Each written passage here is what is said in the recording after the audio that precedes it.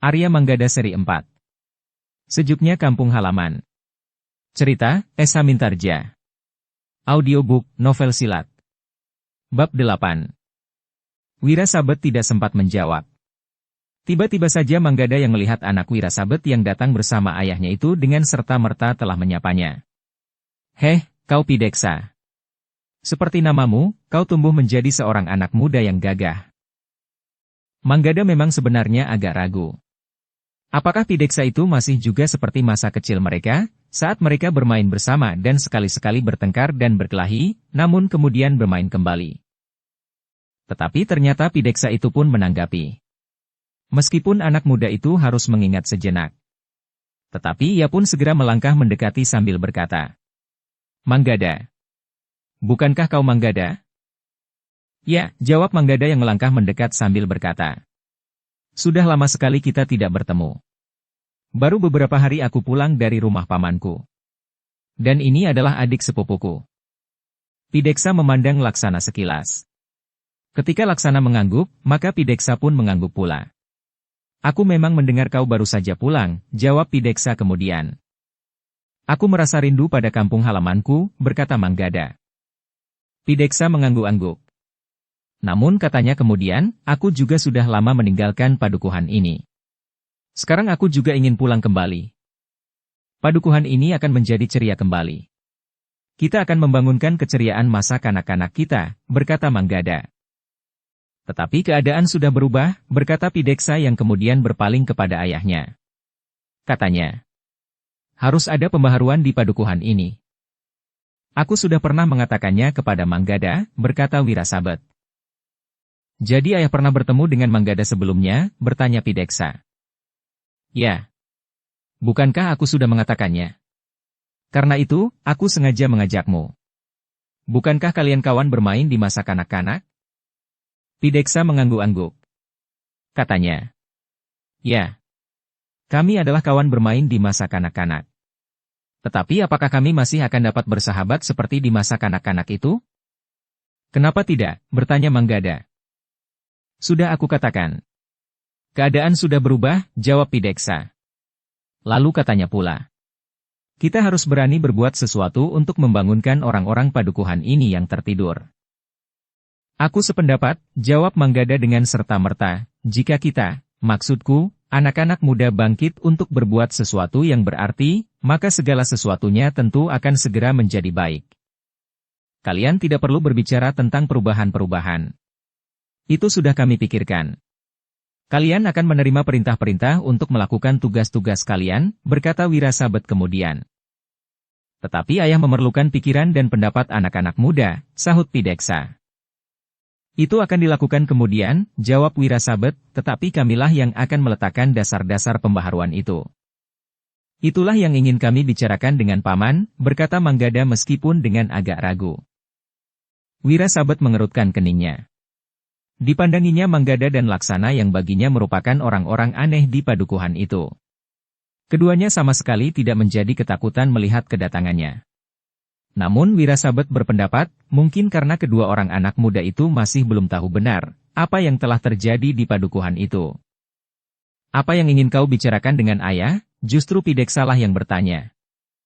Manggada termangu-mangu sejenak. Namun kemudian ia pun berkata, "Paman, aku mohon waktu sejenak untuk berbicara dengan Paman. Persoalannya memang demikian mendesak, sementara kami belum tahu di mana Paman tinggal." Wajah Wira Sabet berkerut. Sementara itu, dua orang pengikutnya pun memperhatikan Manggada dengan sungguh-sungguh. "Kalian akan berbicara tentang apa?" bertanya Wira Sabet meskipun ia tidak begitu senang mendengarnya. "Tentang padukuhan kita ini, Paman," jawab Manggada. "Sudah aku katakan, biarlah kami yang meletakkan dasar-dasar dari perubahan-perubahan yang perlu bagi padukuhan kita. Kalian dan orang-orang padukuhan ini tinggal melaksanakan berlandaskan dasar-dasar yang akan kami letakkan itu." Manggada dan Laksana justru melangkah mendekati Wira Sabet, sementara Pideksa pun telah bergeser pula. "Paman," berkata Manggada, "kami mohon waktu sebentar saja untuk menyampaikan satu pesan." Wira Sabet termangu-mangu sejenak. Namun Pideksalah yang kemudian bertanya, "Pesan apa dan dari siapa?" Manggada memandang Wira Sabet sejenak. Ia masih berpengharapan bahwa Wirasabet akan mau mendengarkannya. Sebenarnya lah Wirasabet itu berkata. Katakan. Paman. Di padukuhan ini masih terdapat bebahu-bebahu yang sampai saat ini masih tetap diakui kedudukannya. Karena itu, bukankah lebih baik jika diselenggarakan satu pembicaraan antara paman dan para bebahu? Menurut keterangan yang kami dengar, padukuhan ini tiba-tiba saja telah dicengkam oleh satu keadaan yang tidak pasti. Satu dengan yang lain tidak mengetahui apa yang dikehendaki oleh masing-masing pihak. Akibatnya adalah kebekuan dan ketegangan seperti sekarang ini. Bahkan padukuhan ini seakan-akan sedang dirambah oleh wabah yang sangat menakutkan sehingga setiap orang tidak berhubungan yang satu dengan yang lain. Jika keadaan ini berlangsung lebih lama, maka kehidupan di padukuhan ini akan berhenti. Wajah Wirasabet menjadi tegang. Ia menjadi semakin heran menghadapi sikap kedua orang anak muda itu. Sementara itu, Manggada pun berkata selanjutnya. Karena itu paman, maka diperlukan satu pemecahan. Harus ada jalan keluarnya, agar kehidupan di padukuhan ini dapat kembali seperti sedia kala. Kanak-kanak dapat bermain dengan bebas di halaman dan bahkan di jalan-jalan padukuhan. Orang-orang pergi ke sawah dan pategalan tanpa dibayangi oleh ketakutan dan kecemasan. Perempuan yang ditinggal suami pergi ke sawah tidak dihantui oleh hal-hal yang tidak dimengerti. Kening Wirasabet menjadi semakin berkerut. Namun Manggada itu masih berkata pula, Paman. Jika paman bersedia, maka para bebahu menghendaki untuk berbicara mencari pemecahan yang paling baik bagi padukuhan ini. Wirasabet menjadi semakin tegang. Namun kemudian ia pun bertanya dengan nada berat, siapa yang memberikan pesan itu? Siapa pula yang menyatakan bersedia untuk melakukan pembicaraan dengan kami?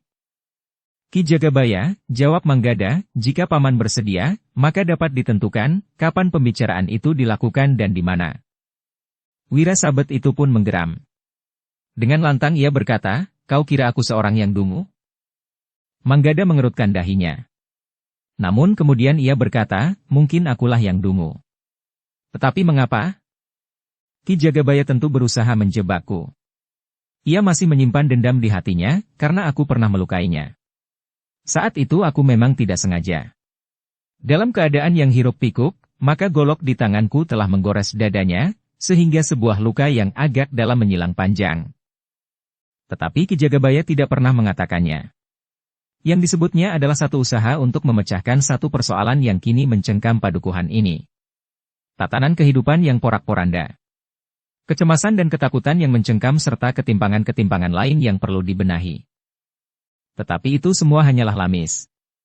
Yang sebenarnya adalah, Ki Jagabaya itu ingin membalas dendam dengan cara yang paling licik. Ia tidak berani menentangku perang tanding atau cara lain yang lebih jantan. Memang tidak, Paman, sahut Manggada. Ki Jagabaya memang berusaha untuk mencari pemecahan masalah dengan mengesampingkan penggunaan kekerasan. Itu dilakukan karena ia berada dalam ketakutan, Wirasabet hampir berteriak. Mungkin Paman benar. Ki Jagabaya memang dicengkam oleh ketakutan. Bukan saja bagi dirinya sendiri, tetapi juga bagi seisi padukuhan ini. Karena jika keadaan ini berlangsung lama, maka seperti yang aku katakan tadi, kehidupan di padukuhan ini akan menjadi semakin surut. Orang-orang padukuhan ini akan menjadi kekurangan pangan, kehilangan kesempatan dan akhirnya menjadi putus asa. Itu adalah salah mereka sendiri. Jika mereka tidak bertindak sewenang-wenang dan tidak merasa bersalah, maka mereka tidak akan merasa ketakutan. Ketakutan atas dendam dan kebencian terhadap mereka? Itu adalah bayangan di kepala mereka masing-masing. Tidak ada yang mendendam dan tidak ada yang menaburkan kebencian. Jika yang dimaksudkan mendendam dan menyebarkan kebencian itu adalah aku dan adikku, maka yang sebenarnya kami berdua hanya ingin membuat satu langkah pembaharuan justru untuk kesejahteraan padukuhan ini, berkata Wirasabet. Dalam pada itu Pideksa pun menyambung. Nah, meskipun kau anak padukuhan ini, tetapi kau dalam persoalan ini dapat dianggap orang baru yang salah menilai keadaan. Tetapi Manggada menjawab. Tetapi justru karena kesalahpahaman itulah, maka aku semakin yakin bahwa pertemuan dan pembicaraan itu perlu dilakukan. Dengan saling memberikan penjelasan maka persoalannya akan dapat diluruskan. Bahkan mungkin rancangan paman tentang pembaharuan itu justru akan mendapat dukungan dari para bebahu padukuhan ini. Wirasabet termangu-mangu sejenak. Namun Pideksalah yang kemudian menyahut. Mungkin pikiran Manggada ada juga benarnya ayah. Jika keinginan ayah dan Paman Suragentong dapat dimengerti dan diterima oleh para bebahu, bukankah tidak ada alasan untuk menitikkan keringat dan apalagi darah? Wirasabet masih nampak ragu-ragu. Namun kemudian katanya, "Aku akan membicarakannya dengan Pamanmu Suragentong dan Kisapa Aruh." "Jika demikian, maka besok kita akan menemui Manggada lagi," berkata Pideksa. "Baiklah. Besok kau tunggu aku di sini pada waktu seperti ini. Aku akan memberikan keterangan tentang pendapatmu itu." "Terima kasih Paman," jawab Manggada. Meskipun ia tidak begitu senang mendengarnya. "Sekarang, aku akan kembali untuk membicarakannya," berkata Wirasabet itu sambil melangkah.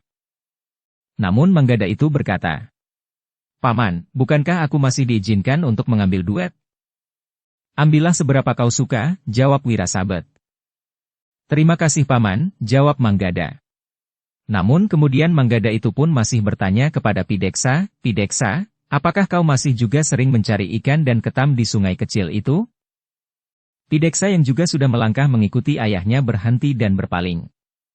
Sambil tertawa ia berkata, "Itu terjadi masa kanak-kanak kita Manggada. Sekarang kita sudah berubah. Kau tentu tidak pernah pula turun ke sungai untuk mencari ketam dan ikan sejak kau pulang." Manggada mengerutkan keningnya. Namun ia pun kemudian tertawa. Ketika Pideksa sudah akan melangkah, Manggada bertanya lagi.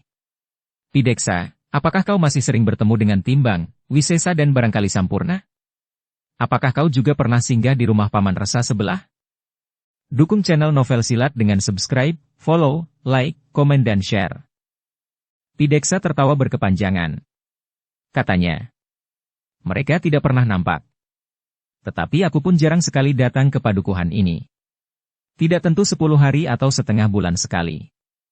Meskipun demikian, aku tahu, kau masih juga anak yang paling berani di antara kawan-kawan kita bermain, Manggada." "Apa hubungannya dengan keberanian?" bertanya Manggada. "Aku melihat jawabnya di senyummu itu," jawab Pideksa. Pideksa tidak menunggu jawaban Manggada. Ia pun kemudian telah melangkah pergi mengikuti ayahnya yang sudah turun ke jalan. Kedua orang kawan ayahnya yang menyertai mereka pun segera pergi pula meninggalkan halaman rumah yang kotor itu. Ternyata Wirasabet tidak meneruskan perjalanannya mengelilingi padukuhan itu seperti kemarin. Tetapi Wirasabet telah melangkah kembali ke arah dari mana ia datang. Sepeninggal Wirasabet, anaknya dan kawan-kawannya, maka Laksana pun bergumam. Anak itu cukup cerdik. Ya. Sejak kanak-kanak ia memang terhitung cerdik, tetapi juga licik. Aku tidak tahu apa sebenarnya yang bermain di kepalanya. Apakah ia sejalan dengan sikap ayah dan pamannya atau ada perbedaan-perbedaan yang berarti? Namun bagaimanapun juga, kita harus berhati-hati terhadapnya, sahut Manggada. "Nah, sekarang apa yang akan kita lakukan?" "Kita pergi ke rumah Ki Jagabaya. Tetapi kita akan singgah sebentar di rumah Ki Resa sebelah." "Untuk apa?" bertanya Laksana. "Paman Resa tentu menjadi cemas tentang nasib kita. Karena itu, jika ia melihat kita tidak mengalami sesuatu, maka ia akan menjadi tenang," jawab Manggada. Sebenarnya lah mereka berdua telah singgah di rumah Ki Resa. Demikian mereka dipersilahkan masuk ke ruang dalam, maka Ki Resa itu pun berkata, "Hatiku tinggal sebesar biji sawi, Ger. Aku cemas apakah kalian tidak mengalami nasib buruk." "Ternyata kami tidak mengalami perlakuan buruk, Paman. Kita dapat berbicara dengan lebih terbuka. Bahkan Pideksa masih tetap mengenal aku sebagai kawannya bermain di masa kanak-kanak." "Beruntunglah kau," berkata Ki Resa. "Namun katanya kemudian, meskipun demikian, aku tetap memperingatkanmu.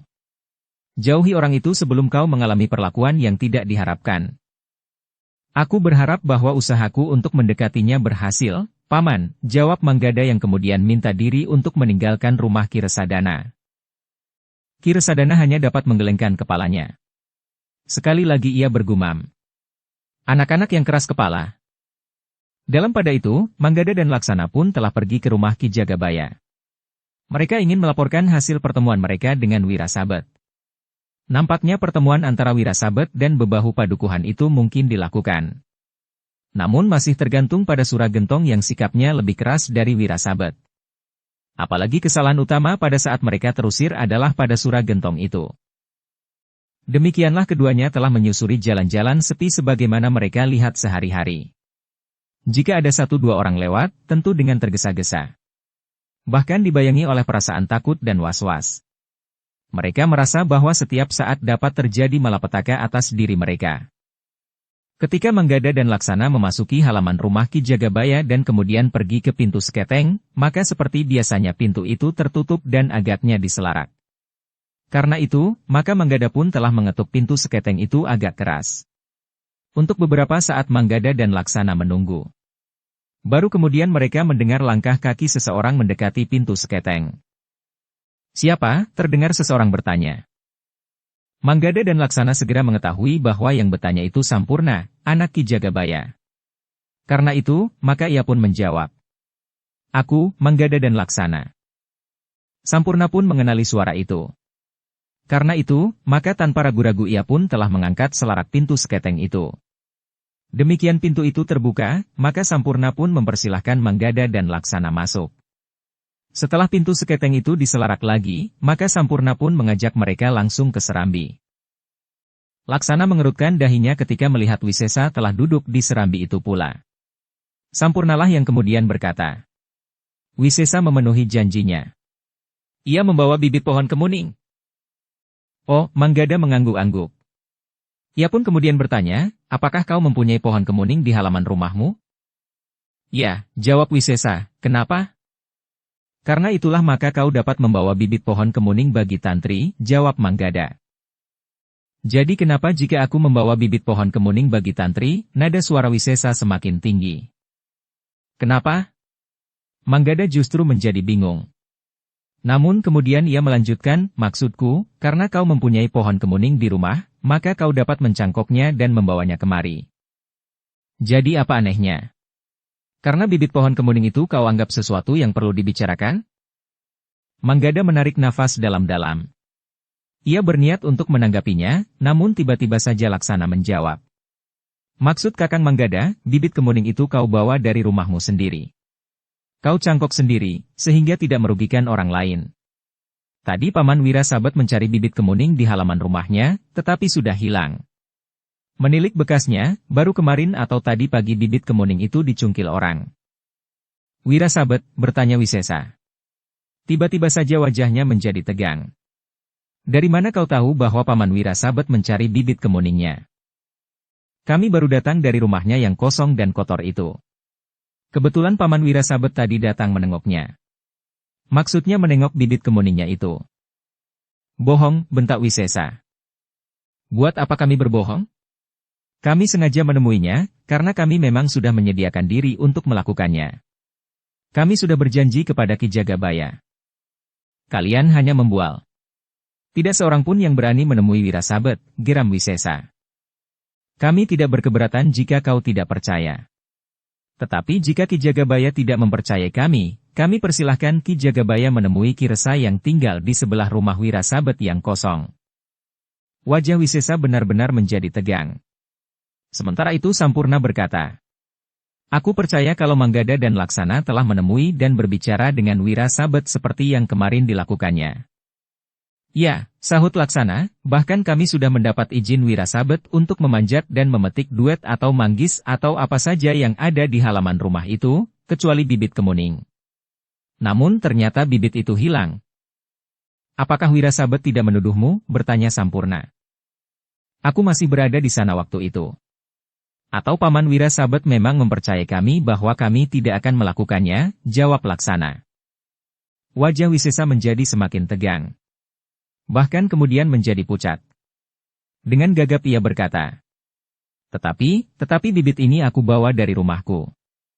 Aku dapat membuktikannya. Pada dahan pohon kemuningku nampak bekas potongan baru di bawah cangkokan. Besok jika Paman Wirasabat bertanya, biarlah aku yang menjawab sebagaimana kau katakan. Tetapi jika Paman Wirasabat tidak bertanya lagi tentang kemuningnya, biarlah kami berdiam diri saja, sahut Laksana kemudian. Tetapi pernyataan Laksana telah membuat Wisesa menjadi sangat gelisah. Seolah-olah ia akan dituduh oleh Wirasabat, bahwa ia telah mengambil bibit pohon kemuning itu dari halaman rumah Wirasabat. Namun pembicaraan mereka pun terhenti. Tantri yang mendengar kehadiran Manggada dan Laksana telah menghidangkan minuman panas dan beberapa potong makanan. Adalah di luar dugaan, bahwa ketika Tantri menghidangkan minuman itu, Wisesa berkata, "Tantri, jangan kau tanam dahulu bibit pohon kemuning itu. Atau kau tanam saja di longkangan dalam sehingga tidak mudah dilihat dari halaman." "Kenapa?" bertanya Tantri. "Ternyata Wirasabet juga sedang mencari bibit pohon kemuningnya yang hilang," jawab Wisesa. "Kenapa dengan Wirasabet?" "Biar saja ia mencari bibit kemuningnya yang hilang. Besok aku akan menanam bibit itu di halaman depan," jawab Tantri. "Tetapi jangan besok, jika Wirasabet melihatnya, maka ia akan mengira bahwa bibit itu adalah miliknya," berkata Wisesa dengan cemas. "Bukankah aku punya mulut untuk menjelaskan, bahwa kemuning itu aku dapat dari kau? Itulah yang aku cemaskan. Wirasabet akan menuduhku mengambil bibit itu dari halaman rumahnya." "Tetapi bukankah itu tidak kau lakukan?" bertanya Tantri. "Tidak. Aku tidak mengambil bibit itu dari halaman rumahnya. Apalagi mengambil bibit pohon kemuning, lewat pun aku tidak pernah," jawab Wisesa. "Jika demikian bukankah kau dapat mengatakannya?" Suara Tantri mulai meninggi. "Orang itu tentu tidak dapat diajak berbicara," sahut Wisesa dengan wajah tegang. "Sebaiknya kau pukul saja mulutnya jika ia menuduhmu tanpa alasan." "Tantri," potong Wisesa dengan serta-merta, "jangan berkata begitu. Kata-katamu itu dapat menjeratmu ke dalam kesulitan. Jika terjadi demikian, aku akan minta kau menolongku." Wajah Wisesa menjadi semakin tegang. Sementara itu Manggada dan Sampurna yang agaknya mengetahui bahwa Laksana hanya sekedar mengganggunya, tertawa di dalam hati. Tetapi mereka membiarkan Wisesa dicengkam oleh kecemasannya. Sementara itu Tantri masih memiliki sifat-sifat kerasnya sejak masa kanak-kanak. Katanya selanjutnya, "Jika kau berkeberatan aku menanam pohon kemuningmu di halaman, bawa saja pulang. Maksudku menanam kemuningmu di halaman agar kelak aku selalu dapat memandangi dan menikmati kesejukan dan harum bunganya seandainya 1-2 hari kau tidak datang mengunjungiku. Tetapi selaku sekarang sudah hilang. Ambil dan bawa kembali kemuningmu. Besok aku akan minta kepada Wirasabet sebatang pohon kemuning." Tiba-tiba saja Laksana menyela. Sebenarnya bukan Wirasabet sendiri yang memerlukan bibit pohon kemuning itu. Tetapi anaknya, Pideksa yang tadi datang bersama ayahnya di bekas tempat tinggalnya itu. "Omong kosong," bentak Wisesa. "Aku tidak berbohong," jawab Laksana, "sebelum ini aku belum pernah mengenal anak muda yang namanya Pideksa itu. Baru tadi aku melihat dan mengenalnya. Ia datang bersama Paman Wirasabet." "Pideksa," tiba-tiba saja Tantri menyahut, "apakah ia ikut bersama ayahnya? Sudah lama aku tidak bertemu. Apakah ia sekarang kembali ke rumahnya? Ia tentu telah tumbuh menjadi anak muda yang gagah, kuat dan berani." "Tantri," potong Wisesa, "tetapi ia anak Wirasabet. Pideksa adalah kawan kita bermain sejak kanak-kanak, ia termasuk satu di antara anak-anak yang berani, kuat dan tampan." Wajah Wisesa menjadi sangat tegang.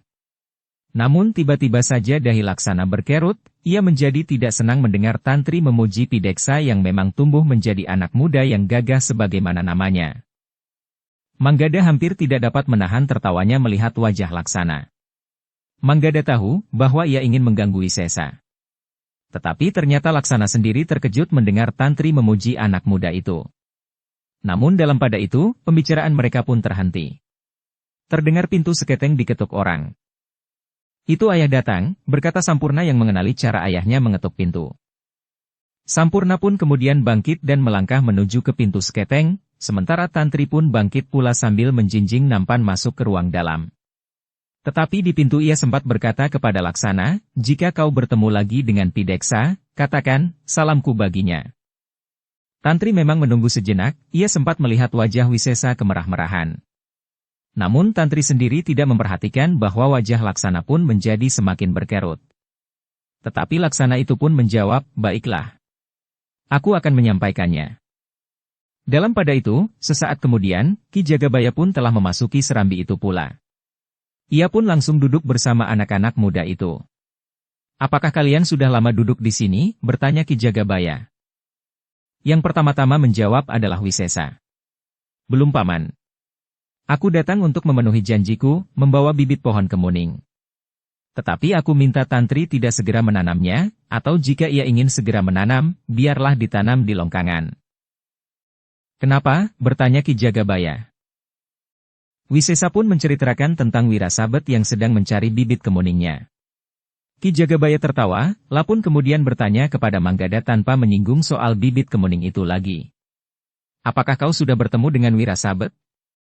Ya, Paman, jawab Manggada. Kau sudah mengatakan kepadanya tentang satu kemungkinan untuk membicarakan persoalan yang sedang mencengkam padukuhan Gemawang ini, bertanya Ki Jagabaya. Ya. Aku sudah bertemu dan berbicara dengan Paman Wirasabet. Bahkan Paman Wirasabet tadi datang bersama anaknya, Pideksa, kawan bermain di masa kanak-kanak, jawab Manggada. Wisesa yang mendengarkan pembicaraan itu justru menjadi semakin yakin bahwa Pideksa telah mempersoalkan kemuningnya yang hilang. Bagaimana hasil pembicaraanmu? Bertanya Ki Jagabaya kemudian. Menurut pendapatku, jawab Manggada, Paman Wirasabet akan membuka satu pembicaraan meskipun syaratnya tentu cukup berat. Tetapi aku tidak tahu bagaimana pendapat Paman Suragentong yang nampaknya bersikap lebih keras. Itu dapat dimengerti. Persoalannya memang bersumber dari tingkah laku Suragentong, jawab Ki Jagabaya. Ya. Namun Paman Wirasabet masih juga menganggap bahwa Ki Jagabaya mendendamnya karena ketika Wirasabet berusaha membantu adiknya, ia telah melukai Ki Jagabaya. Ki Jagabaya tersenyum. Katanya, kita memang saling mencurigai. Tetapi apakah Wirasabet menentukan satu waktu dan satu tempat untuk pertemuan itu? Belum Ki Jagabaya, jawab Manggada, Paman Wirasabet masih ingin berbicara dengan adiknya. Ki Jagabaya mengangguk-angguk.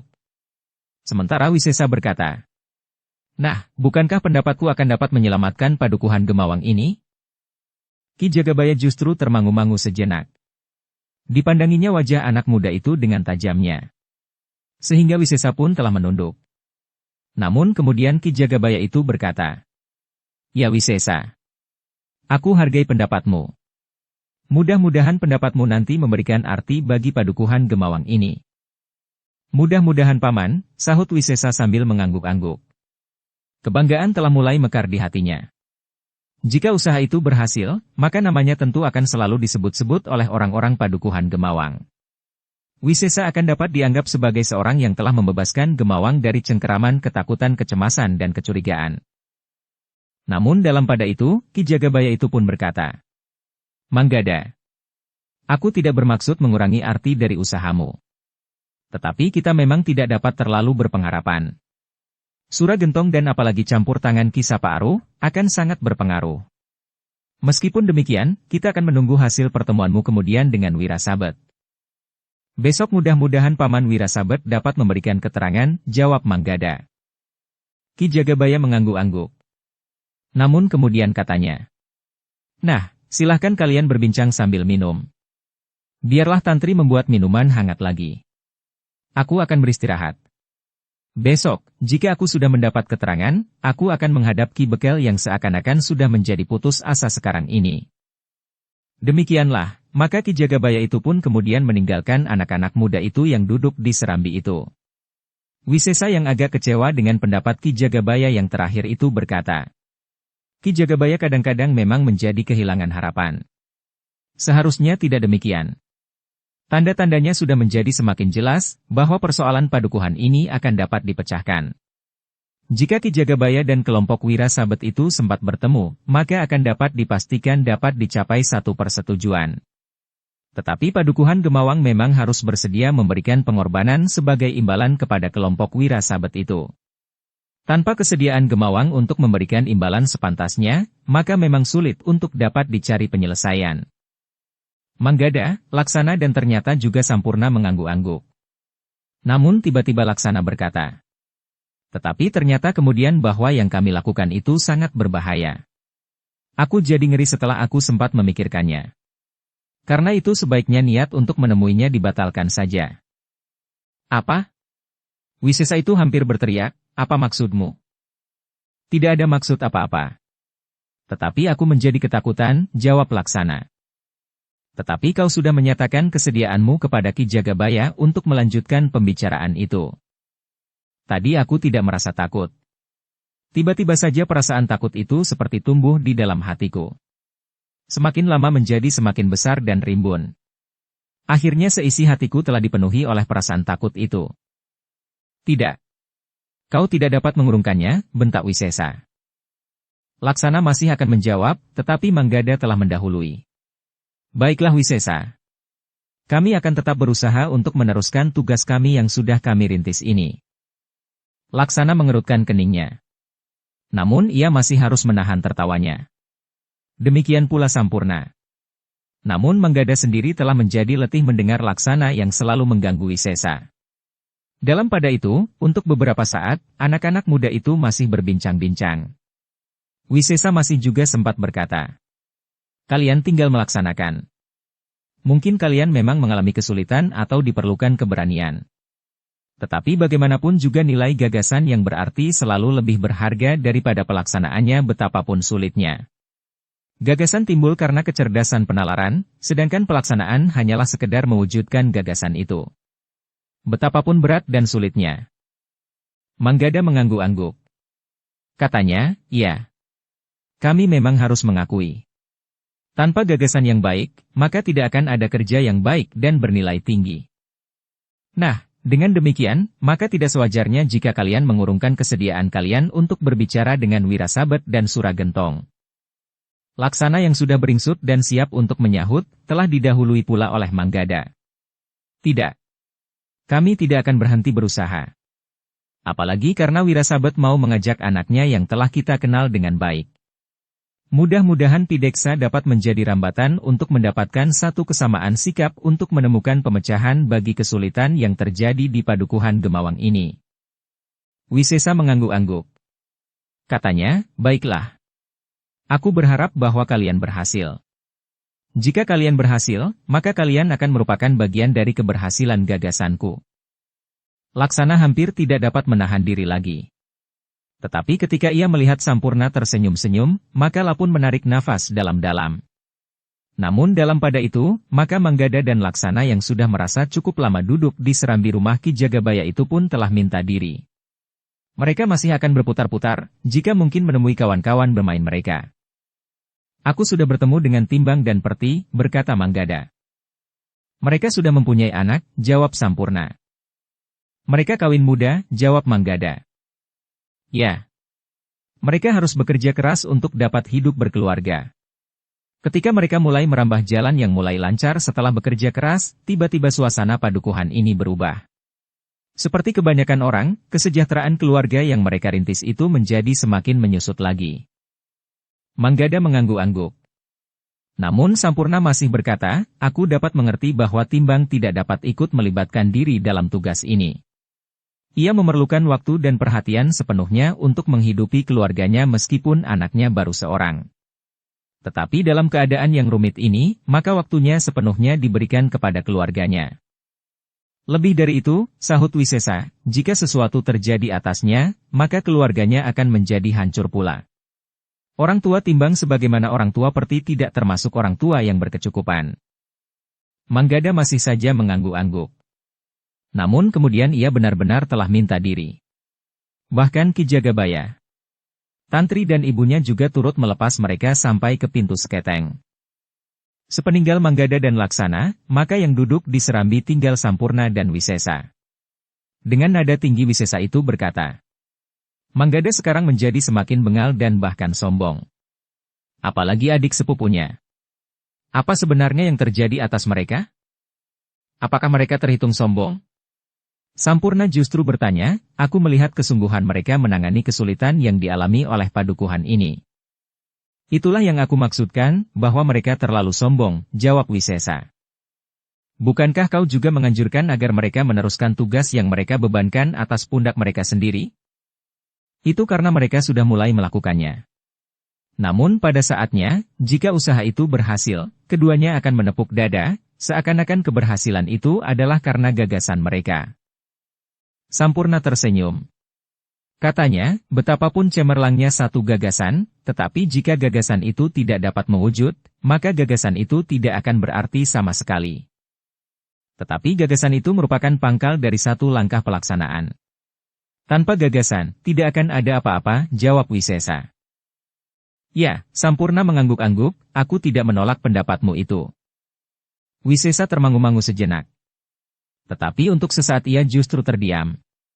Tangannya sajalah yang kemudian menggapai mangkuk minumannya.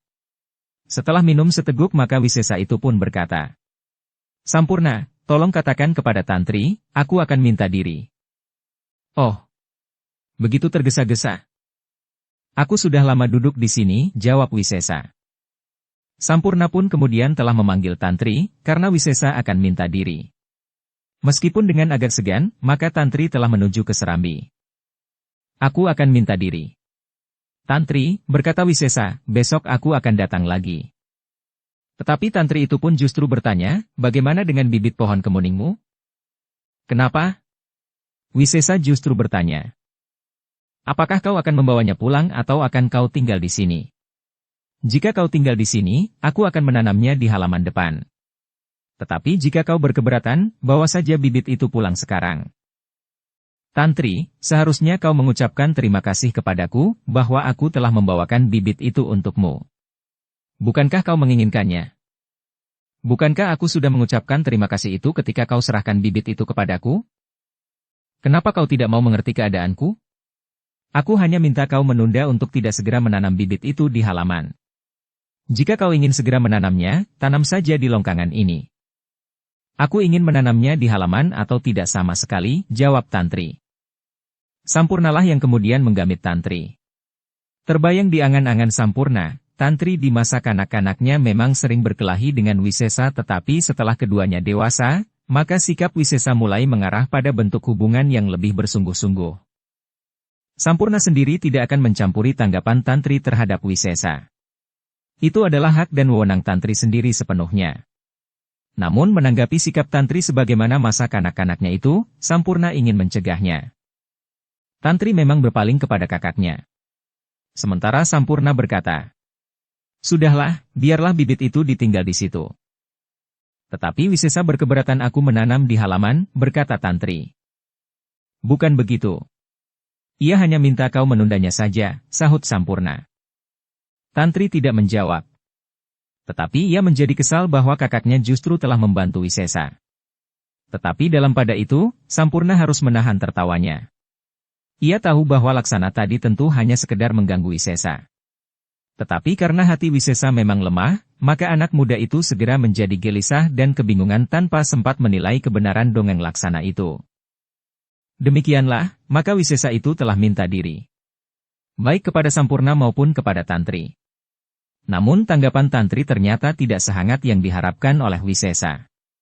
Meskipun demikian Wisesa masih tetap berpengharapan bahwa Tantri akhirnya akan dapat ditundukkannya. Apalagi jika kemudian gagasannya untuk mencari pemecahan terhadap kesulitan yang dihadapi oleh padukuhan itu berhasil. Ia akan menjadi orang yang dianggap penting di padukuhan Gemawang. Demikian Wisesa keluar dari regol halaman rumah Ki Jagabaya, maka ia pun dengan tergesa-gesa melangkah menyusuri jalan pulang. Namun di sepanjang jalan ia masih saja memikirkan sikap Ki Jagabaya. Nampaknya perhatian Ki Jagabaya justru lebih banyak tertuju pada hasil kerja Manggada dan Laksana daripada menilai arti dari gagasannya yang besar itu. Nampaknya Ki Jagabaya lebih menghargai tenaga Manggada dan Laksana daripada kecemerlangan penalaranku, berkata Wisesa di dalam hatinya. Namun kemudian ia pun berkata, tetapi yang penting adalah penilaian terakhir. Rakyat padukuhan ini tentu akan mengakui kebesaran gagasanku daripada sekedar kerja kasar Manggada dan Laksana. Bersambung ke bab 9. Dukung kami dengan subscribe, follow, like, komen dan share. Terima kasih.